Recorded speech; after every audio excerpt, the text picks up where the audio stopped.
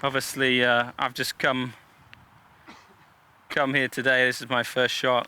Some guys who've seen on social media sites, Twitter and Facebook, did a bunch of Mizuno Masterclass videos, and we were doing this lob shot, and I bladed the first one about 50 yards over the green. So, yeah, it happens to the best of us. But, you know, I always start with a 54 degree usually, and just warm up and hit a few shots just to get loose. That was okay. These are the same wedges I played last year. These are the MPT11 Mizuno. I have a 54 and a 60. And 54, I can max out about 112 yards or so. I have quite small bounce on my wedges. This has 9 degrees, and my lob wedge has 5 degrees, I think. I feel like with good technique, you don't need a lot of bounce. Constantly working on, my short game, my setup, my fundamentals.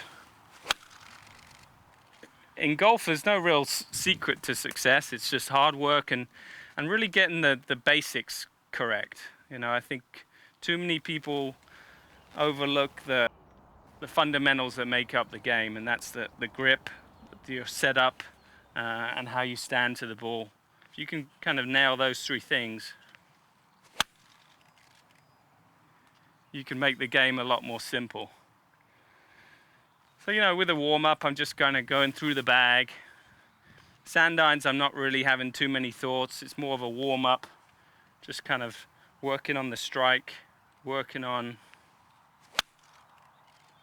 the feel. Always get my caddy to laser some of the pins out there so I know exactly how far I'm hitting the clubs that day. So it obviously changes depending on how warm or cold it is. Just so when I get onto the course, I have a real good feeling of how far I'm hitting the shots. If it's cold, maybe my sand iron only goes 100 yards. If it's warm and I've got a little wind behind me, I can probably hit it 120. So, even with a sand iron, that's quite a big difference. Certain venues, we play at altitude too. Trying to think, the match play in Arizona is about, I think, 5,000 feet up or something. So, you are adding 10% roughly to how far you're hitting it. And that makes it tricky, all the calculations you've got. We play to the front of the greens and then work on the pins. We're always trying to play from the front back to the pins, not from the middle like most people do, most of the amateurs do. But I think the most important thing in iron play is to try and hit it pin high. If you can control your distances, then you can really score a lot better, and that's an important thing in golf. The match play got me started. I hadn't won. I'd won in Madrid the year before, which was fun. Kind of got me going again. But the match play, I think winning there really gave me a huge boost of confidence. Against the top 64 guys in the world, and just winning in the way that I won. I never got to the 18th hole. I was never downing a match. Those are the kind of things that give you a lot of confidence, and that was a huge win to start the year off. You weren't supposed to win there because that was quite a long golf course as well. What are you saying? This is a 7-iron, which is 7-iron's been quite good to me lately. Any of you watched the tournament in Tampa? This is the club I used in the playoff to hit it close there and win that one. Also hold a shot in New Orleans with this one. So it's my favorite club in the bag right now.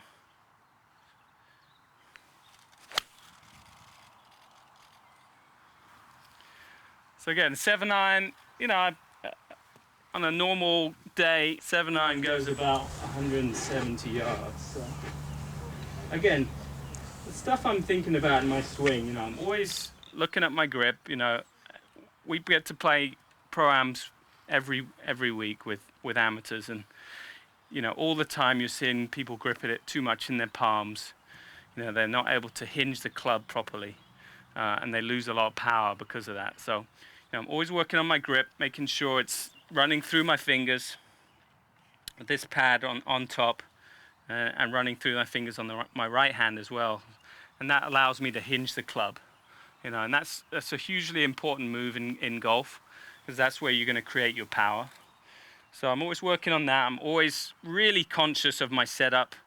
Even a couple weeks ago, at the Players Championship in Sawgrass, I played the first round. I didn't hit it very well. I was kind of feeling a little under the weather.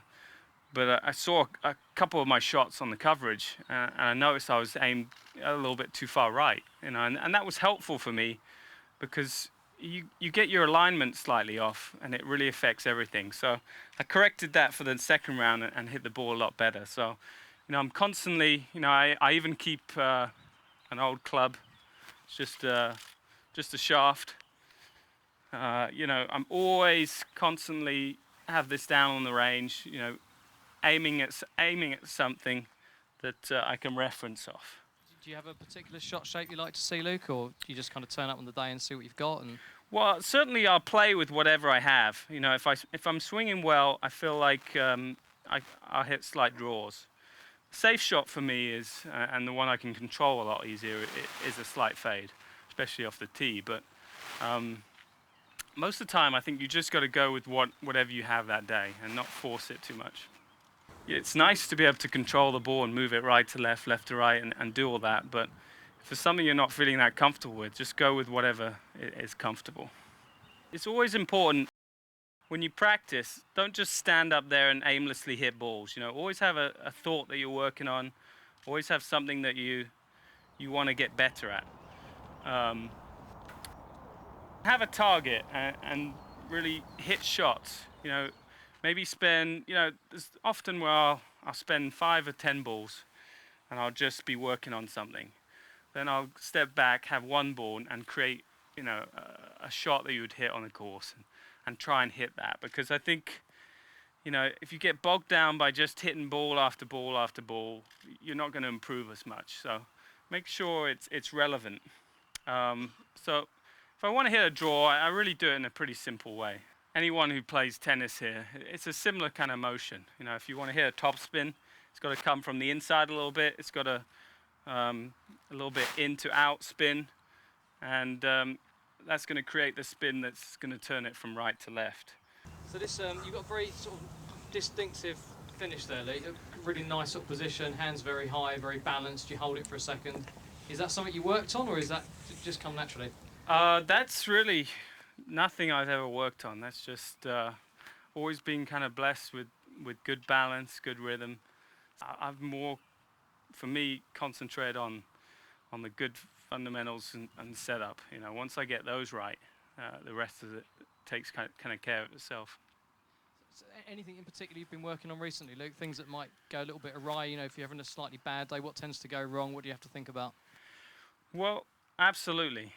I have a tendency in my setup, as I said, sometimes to aim a little right. So I'm always checking my alignment.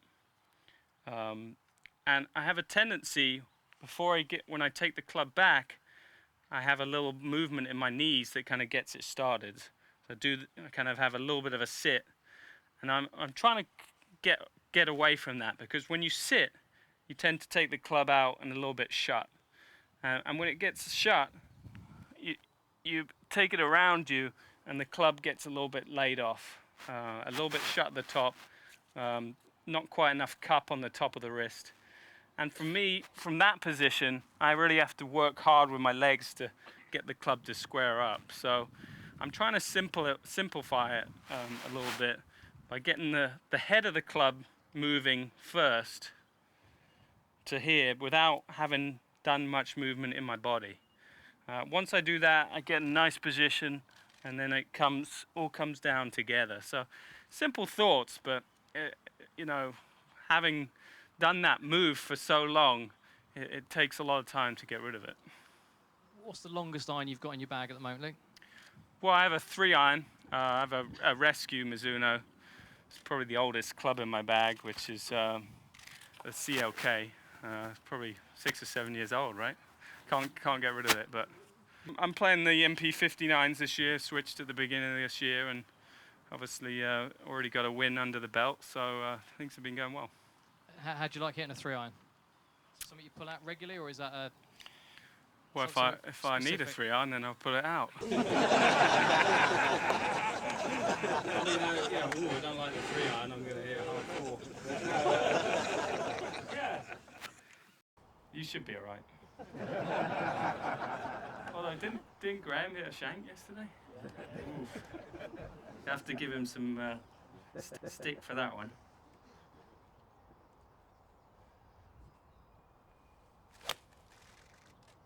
I do actually.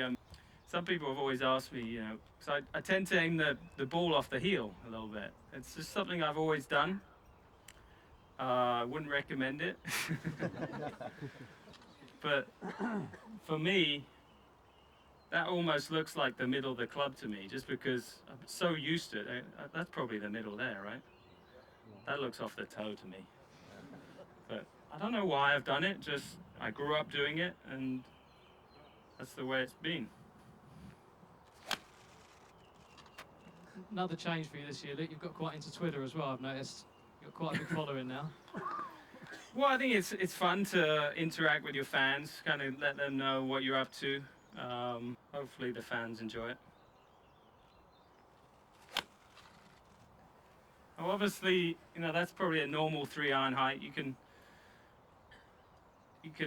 change the flight of it quite easily, just again by changing setup. If I want it a little bit higher, I'll move it up in my stance. I really concentrate on getting a really nice wide swing, getting the arc nice and wide, coming down on the ball a little bit more, get it a little bit higher, and then you can also hit it lower. And the way I do that is move it back in the stance, grip down on it, so you're reducing the arc this time, and then making sure that your body weight stays very central, that you're driving through the ball, and you can get the ball to come out a lot lower. Keep it out of the wind. It's always a good shot in the Open Championship. So it's easy as that.